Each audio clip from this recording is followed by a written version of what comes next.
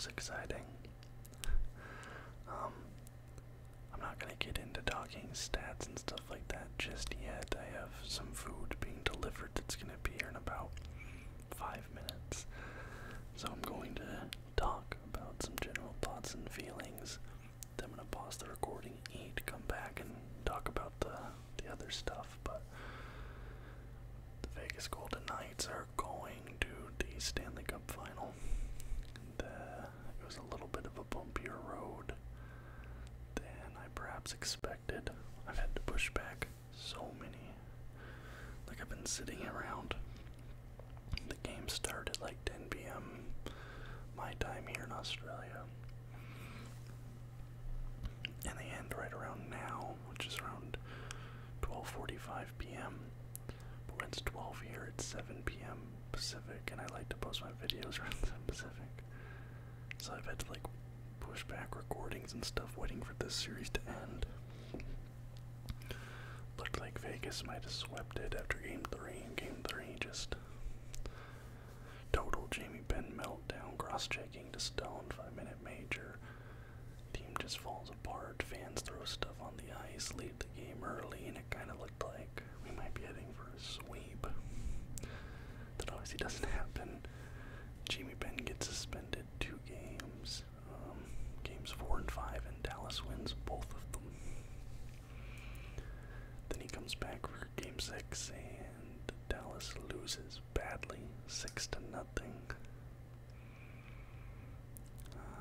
Was it 6-0 or 5-0? Hold on. There's that one right at the end. Yeah, 6-0. That Amadio goal, I think, made it 6. And I think Jamie Benn was like a minus. Well, he was a -2 in the first period. I think overall Jamie Benn might have been like a -3. I mean, they played better without him than they did with him, so you have to maybe question what's going on there. But Dallas is an interesting team because they have a really good young core and they're locked up. Robertson, he found his footing. He started scoring goals like crazy. I think he had 3 or 4 in this series. He pushed the game to overtime. I think that game 2, he pushed OT, and I think maybe game 4 he had the winner. I can't remember, but game 5 was a Pavelski winner, I think. But anyway, they have Robertson locked up till I believe like 2031. They have Ottinger locked up, who really proved himself in these playoffs as a great goalie. Like, this series, let alone the entire Stanley Cup playoffs. But then they also have some older pieces who they probably need to be moving on from, like Tyler Seguin, Jamie Benn. Joe Pavelski obviously is, you don't know, he might retire, maybe not. We'll see what happens with him. I'm not a Pavelski fan whatsoever. Like, I really have no ill will towards Dallas. You know, I have no issue with Dallas. I do not like Joe Pavelski, and losing to Peter DeBoer the season after firing him as your coach might have looked bad, but really it was just losing to Joe Pavelski I didn't want to do. Thankfully they didn't. I'm wearing my William Karlsson shirt because he showed out this series. William Karlsson looked like vintage William Karlsson. All over the ice, great forechecking, even got some scoring going this series. And we're setting up for a great Stanley Cup final against the Florida Panthers. I think it's going to be a really close series. Now, I thought the Canes-Panthers series was going to be close. I even pegged the Canes to win that series. That obviously didn't happen. They got swept. And it's annoying because it was looking like the Heat would sweep the Celtics, the Canes would sweep the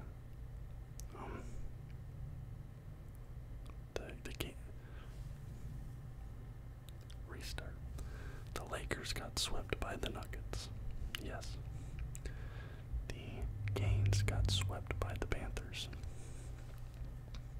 It was looking like the Golden Knights would sweep the Stars and the Heat would sweep the Celtics.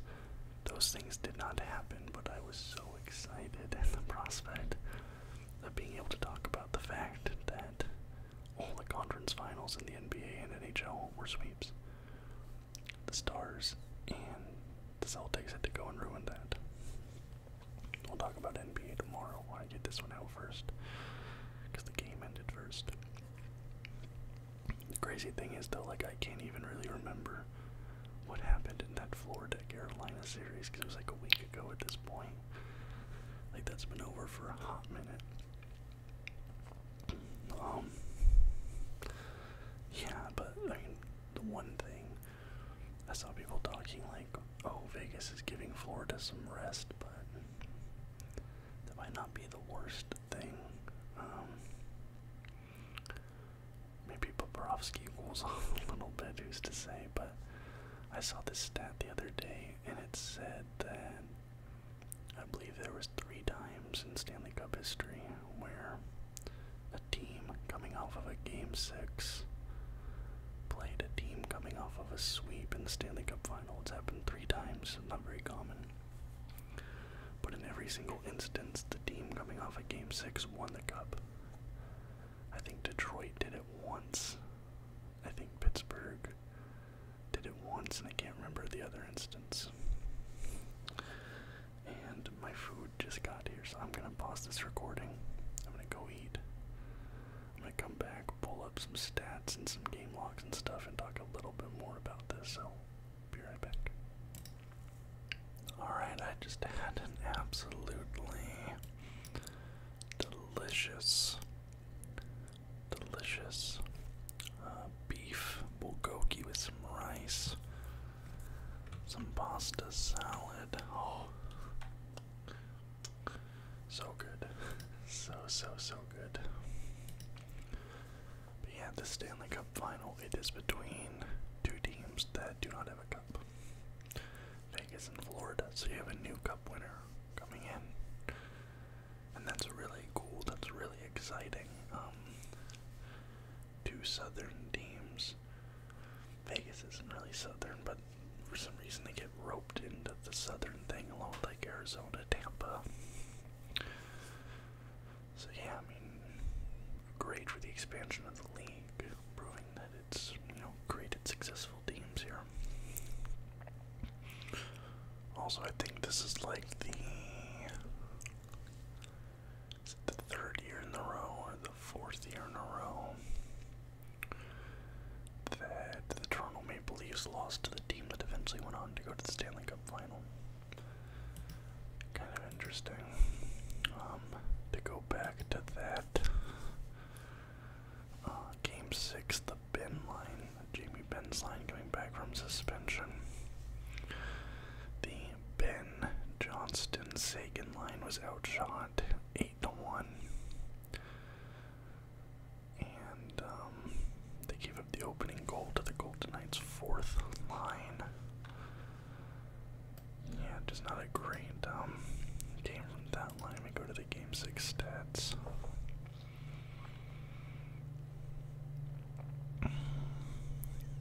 Yeah, a lot of depth scoring this game too. Carrier gets the opening goal. Colasar, 4th liner. And then Michael Amadio gets that 6th goal. Just an absolute beauty that goal was. Let's go. Yeah, Ben was a -2, 1 shot, 2 hits, 3 blocks. Giveaway. A lot of, I mean, you'll expect some minuses here, but that Suter line, I'm actually surprised Suter isn't a bigger negative here. Felt like he was one of Vegas's best players tonight.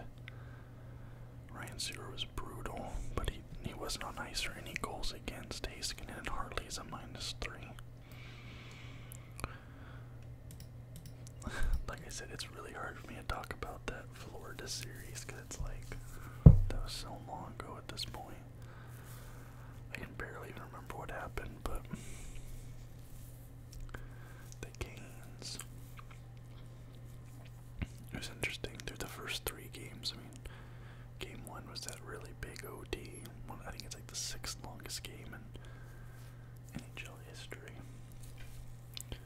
Throughout the first 3 games, the teams looked like they were right there with each other.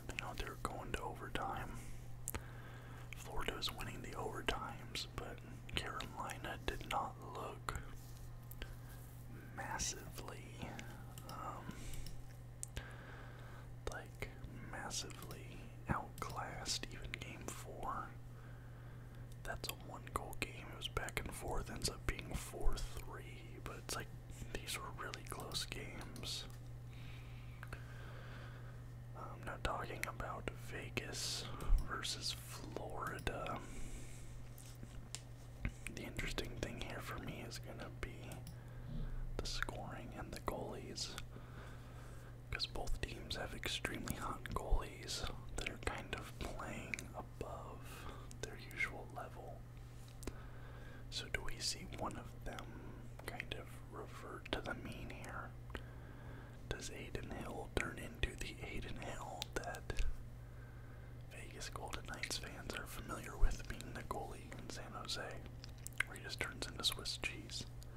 That could very easily happen. He's been amazing through these playoffs. He has kept Vegas in games that they shouldn't have been in. He is that game 5, Dallas wins that one 4-2. They could have easily won that 6-2 or 7-2 if it wasn't for Adin Hill. But on the other side of that equation, Bobrovsky, he's playing like younger, prime Bobrovsky. But does that cool down now? Does that change? I think that could happen going either way. Either goalie could fall apart here. I think these are also two teams that play a similar style. Both these teams are going to forecheck super hard. There's going to be a lot of physicality, hits. They both play heavier games. Both these two teams, if you're a fan of that style of hockey, it's going to be interesting. You're going to probably enjoy this series quite a bit. Now the leading scorer for the Golden Knights is Jack Eichel. Jack Eichel has 6 goals and 12 assists for 18 points. And their second leading scorer is Jonathan Marchessault, 9 goals, 8 assists for 17 points. Marchessault scored in Game 6. For the Panthers, of course, Matthew Tkachuk is their leading scorer, 9 goals, 12 assists for 21 points. Their second leading scorer, Carter Verhaeghe, 6 goals, 9 assists for 15 points, and Jack Eichel did cool off a bit. Games 4, 5, 6, he wasn't as visible as he was in games 1, 2, and 3. So, does Jack Eichel get back into form? Who's to say? Meanwhile, Matthew Tkachuk is really hot right now.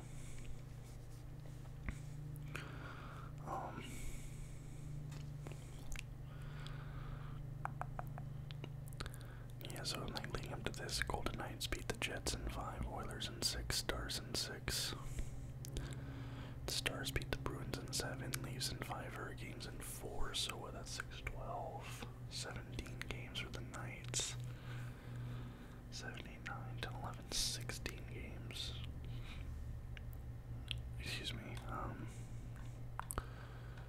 that's not what I'm looking for. Oh, they just did it wrong. They put Stars down to put Panthers. The Panthers defeat the Bruins in 7, Leafs in 5, Hurricanes in 4, so 12, 16. So the Panthers have played 1 fewer game than the Golden Knights. I don't think that's going to be a massive difference there. I think this is going to come down to goalies, and it's going to come down to coaching. Bruce Cassidy has really made some impressive changes in this Dallas series.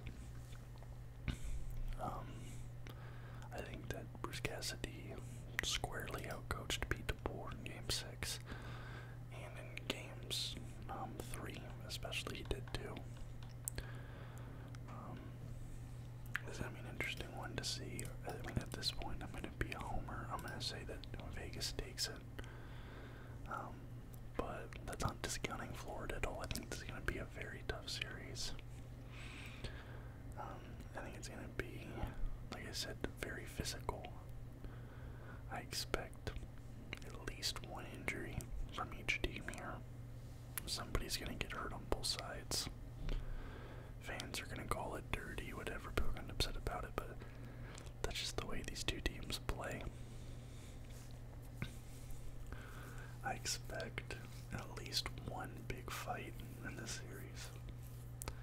Isn't like not a bench clearing, but like a line brawl in this series. I think there's gonna be this one's gonna get out spicy. I think it's gonna get hot. But I think Vegas takes it in 7. I think this is gonna go the distance. But I honestly think, I mean, the Panthers are very good. I'm not taking anything away from them, but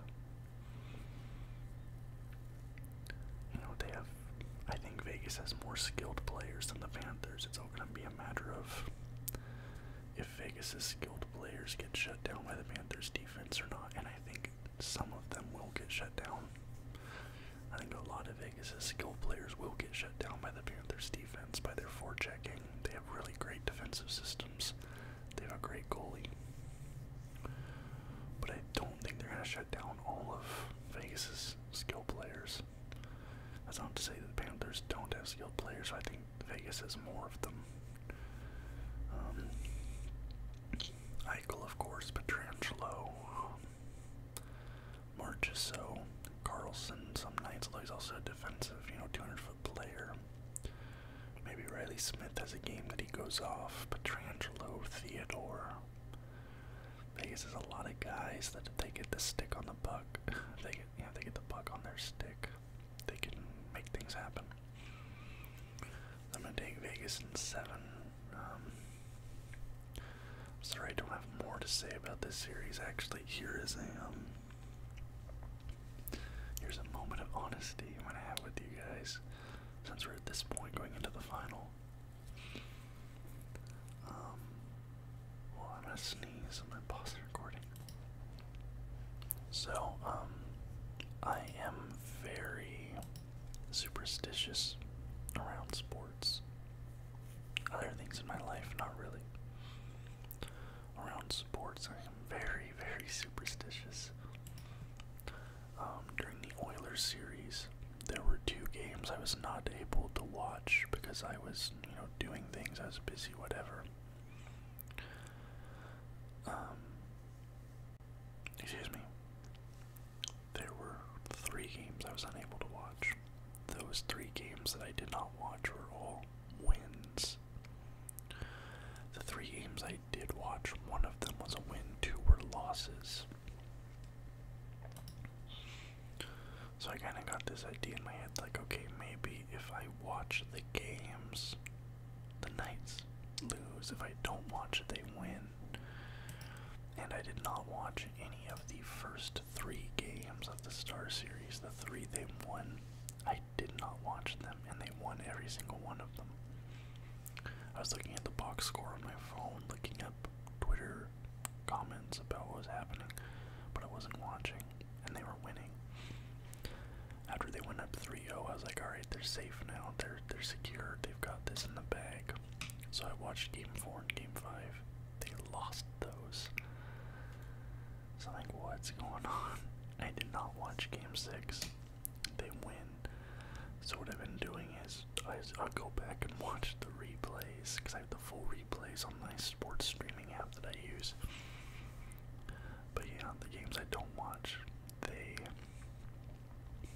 win, and unfortunately for me, but fortunately for the team potentially, I'm not going to be able to watch any of the Stanley Cup final games. The first game of the series is the day I leave for my trip. I'm going to be gone for 2 weeks. Even if this goes to 7, the series will be over before I get back home. I'm not going to be watching any of these Stanley Cup final games. So in sort of like a cruel sort of moment, my team is going to the Stanley Cup final for the 2nd time in their first 6 years of existence. I'm not going to be able to watch a single second of it, but because I'm not watching a single second of it, perhaps they're able to win. And,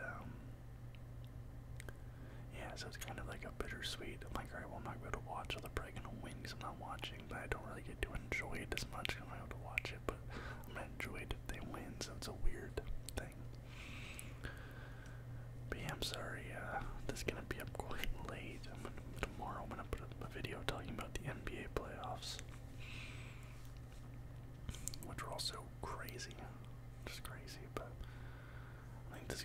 series. I'm excited to watch all the replays when I get home if Vegas wins. If they don't win, I'm never watching a single second of this, but I think it'll be good. I think Vegas in 7. Let me know what you guys thought about the conference finals. I'm sorry I didn't talk too much about the East. Like I said, like, I didn't have much to say, honestly. Thank you so much for watching. If you'd like the video, please leave a thumbs up. Subscribe to the channel for more content just like this almost every single day. Till next time, guys.